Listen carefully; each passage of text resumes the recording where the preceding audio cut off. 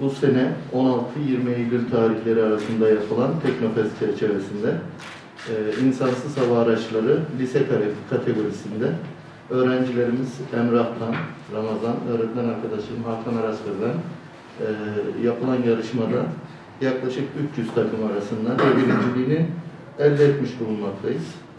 İdaremiz, müdürümüz, belediyelerimiz elinden geldiği kadar bizlere yardımcı oldular ve Malatya'mız adına teknoloji geçen bir yarışmada, Türkiye'nin en prestijli yarışmasında ödülümüzü Cumhurbaşkanımız Sayın Recep Tayyip Erdoğan'ın, Selçuk Bayraktar Bey'in ellerinden, birçok kabine üyemizin elinden Malatya'mıza getirmekten gurur duyuyoruz. Selahattin Eyüp Anadolu İmam Hatip Lisesi Fizik Öğretmeni Ali Turan Şengül. Tabii biz Teknofest'e katılırken yaklaşık 2000'in üzerinde takım vardı katılan. FTR'de yani final tasarım raporuna geldiğimizde 23 takım finale kaldı. Yani Türkiye sıralamasına 23 takım kaldı.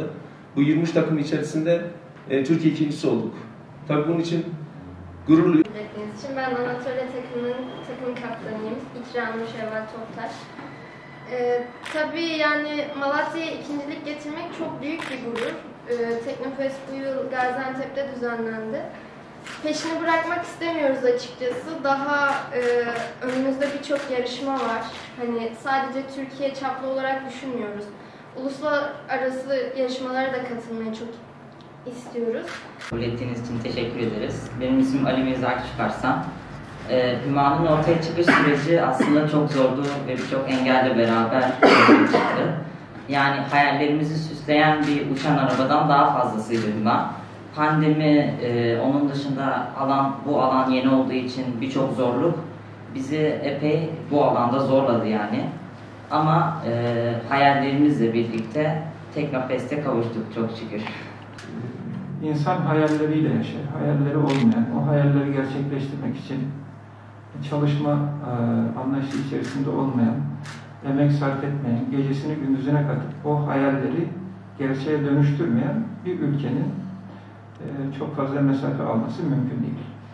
Onun için sizin hayalleriniz, sizin çalışma azminiz hem aileleriniz için, hem Malatya'nız için, hem Türkiye için çok büyük önem taşıyor.